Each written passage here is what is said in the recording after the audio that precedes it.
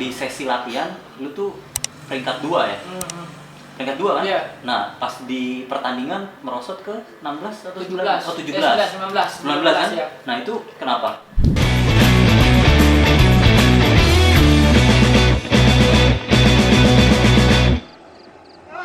Nah, itu kenapa?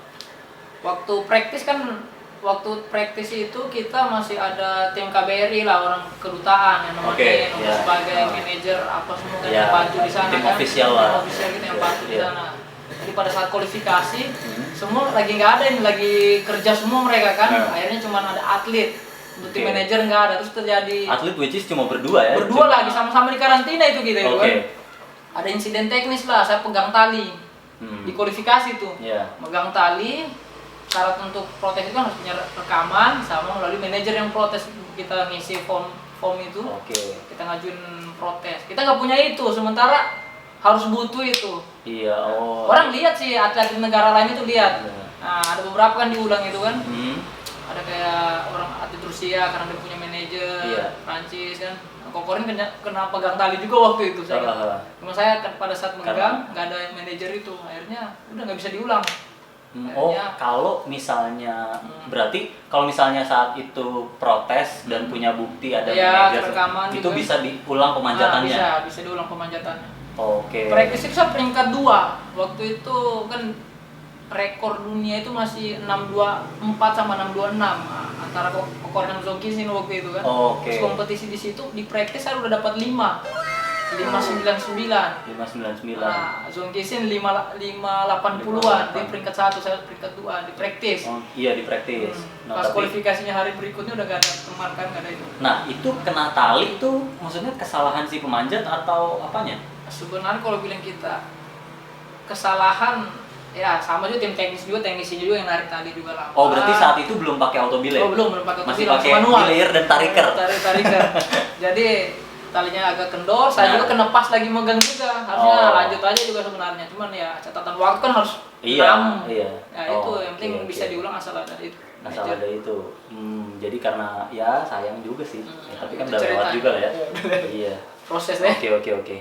Nah, berarti mulai dari situ itu tahun berapa? Tahun 2013 ya. 2013 juga ya. 2013 itu debut pertandingan di luar negeri. Nah, mulai dari situ mulai sering ke luar negeri atau lebih fokus di? Sekitar seminggu dari situ saya ikut kejuaraan dunia lagi di Cina.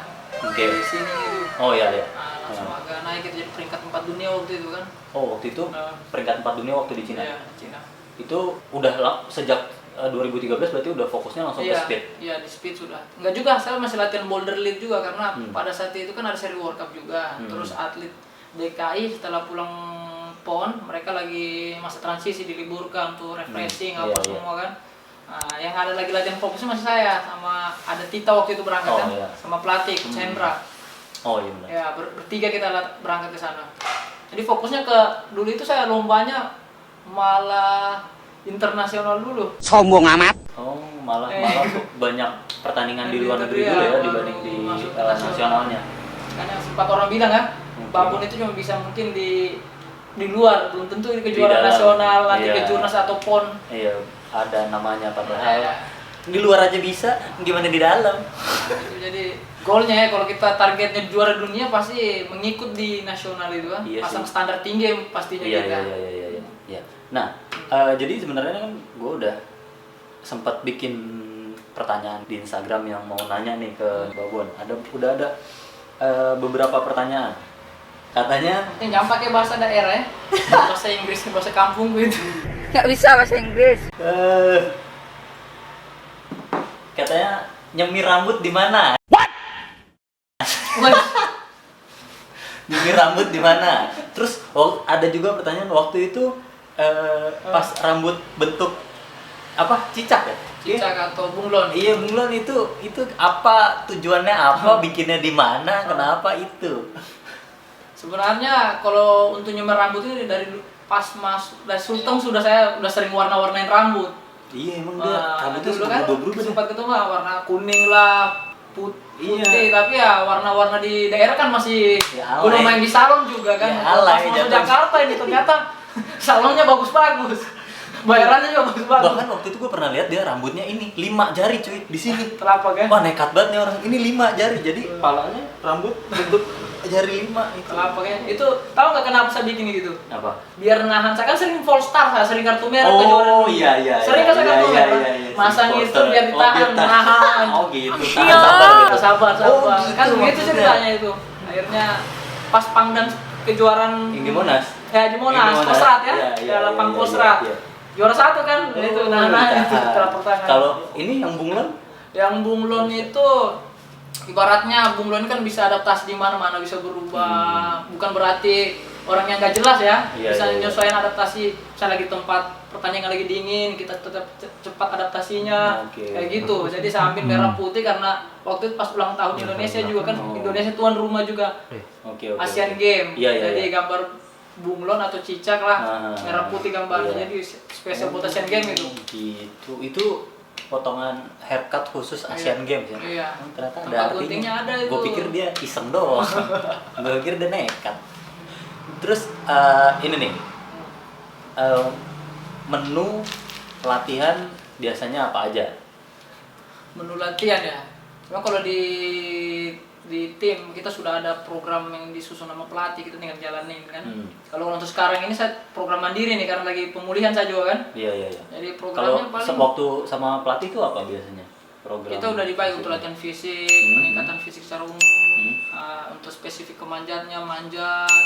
Jadi program pull up ada untuk strength kekuatan. Jadi udah dibagi-bagi. Program pull up nih, ini menarik nih. Pull upnya dulu Babon sehari berapa kali? Woi, dulu kita lagi persiapan umum kan, ya 1.500 gitu.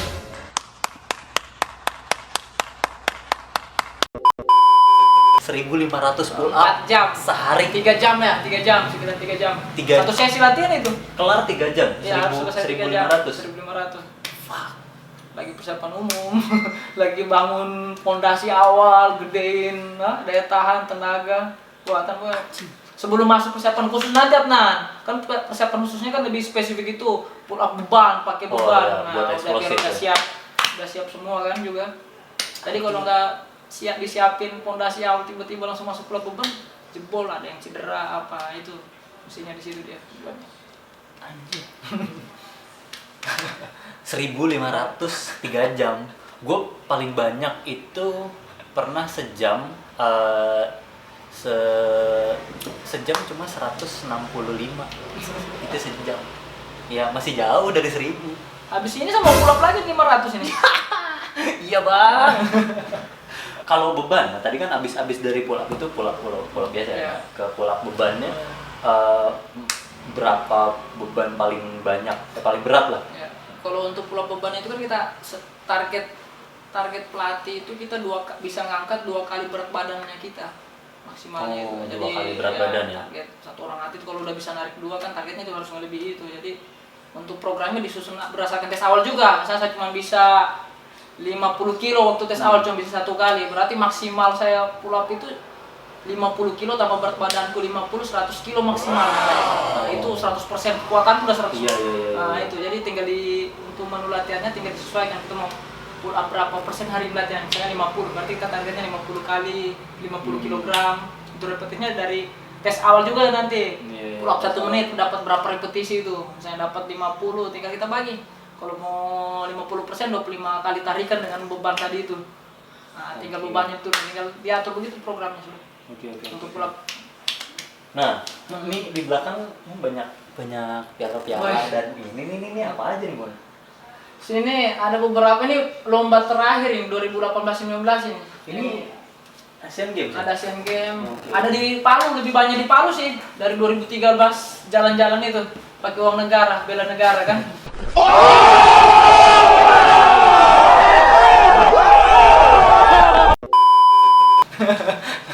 Boleh diambil nggak, Bu? Boleh. Boleh. Terserah bebas itu ada Asian Games. Nah, Ini Asian Games. Ini SEA Games. ini kejuaraan dunia itu SEA Games ini. Muji. Nah, Muji. SEA Games bareng kau kayaknya kemarin itu ya. Iya, ini ini makanya Bansat Ada kok bisa beberapa kejuaraan dunia, kayak itu kejuaraan dunia. Gue juga punya. Iya. Itu kejuaraan dunia itu yang 2018. Gue lihat ya. Gimana bukan? Ya, tarik aja. Tarik aja. Iya, kayaknya ditarik. Oh, norak gua. Itu si game itu, Asian Game. Kartu merah saya Asian Game itu, sedih. Asian Games. Saya tanya kan nonton kan kalau 0,1 itu sedih banget. Asian Games nih ya. Ini apa ini penghargaan kayaknya ini medalinya kerennya. Nih, penghargaannya itu. Ini apa nih? Ya, kayak Jakarta Palembang. Oke. Oh ini Asian Games juga ya? Iya, Asian Games nih bro. ada berapa kejuaraan dunia? Ini apa nih Bon? Perunggu ya? Perunggu, peraknya ada ini perak. Kejuaraan dunia. Berapa di sini disimpan? Jadi ada di rumah di Sulawesi sebagian. Mantul. Mantul ya. Buka aja nggak apa-apa. Ini perak. Ya, ingat ini perak. Ini perunggu. Perunggunya perorangan, ini bergunya kartu merah itu. Untung Indonesia B yang menang. Kalau negara lain kan sedih kita. Iya. Indonesia A nya KO sama Indonesia B. Iya waktu itu kan kartu All merah. Indonesian final kan. Hmm. Berarti lu manjat itu udah 14 tahun lah ya. Dari 2009, 10. Oh, dari 2009, 11. 2000 kalau seriusnya itu 2011 itu udah ada latihan serius. Oh, oke, Waktu oke. itu kan cuma sekedar naik gunung apa. Iya, berarti bisa dibilang ya kurang lebih 10 tahun lah ya. Iya. Nah, dari 10 tahun ini pertandingan mana yang paling berkesan bro? Kalau cerita berkesan ya. Kalau saya kejuaraan dunia Shanghai. Hah? Kenapa tuh? Nah, Itu tahun berapa? 2014. Oke. Waktu itu saya kan Shanghai itu kalau nggak salah saya laki-laki pertama kalau nggak salah kejuaraan dunia itu dapat medali emas. Oke. Speed record juga saya kan orang pertama itu. Orang pertama di Indonesia Iya. maksudnya? Perwakilan X Game kenapa berkesan karena selesai dari situ bisa telepon orang tua lah, saya juara dunia ini mak. Nah, terus akhirnya saya juga dapat kan pekerjaan tetap dari Menpora karena juara dunia itu jadi PNS kan dianggap. Iya. Nah, makanya berkesan sekali itu merubah sedikit merubah nasib lah. Ya. Nah, ada hasil dari setelah latihan 3 tahun. Oke. Ya 2 tahun lah, 2 tahun. Ya dari 2011 kan 12, 13 tahun lebih lah. Oke, jadi setelah latihan itu berarti latihan intensif 2 sampai 3 tahun Iya, 2 habis itu tahun. juara dunia. Gua ya jangan dibandingin sama saya. Persiapannya juga panjang. Itu berarti paling berkesan karena jadi pertandingan jadi Event orang putra pertama yang dari Panjat ya Iya, maksudnya. iya. Dari Panjat yang bertanding di luar negeri dan dapat medali emas juga. Oke juga dia ternyata. 2014 ya. Tapi Oke. nggak seramai sekarang. Sekarang kan di media-media lebih ramai. Dulu nggak terkenal. iya, Juara benar, dulu benar. Iya benar. Dulu ada senior kita loh banyak banget kan. Instagram iya. Banyak sekali senior kita. Dulu juga ya kalau ngomongin dulu ya Om Deden dulu juga juara juga, tapi ya karena media juga nggak terlalu kayak sekarang Jogja, Aris kan sejak Asian Games. meledak terus di Instagram rame padahal abang yang satu ini udah duluan baru tahu kan lu sama Rame gua juga. pokoknya. Di atas kan masih senior kita banyak banget juga kan. Iya tapi Legend. karena nggak kurang ini ya kurang ekspos dari media juga.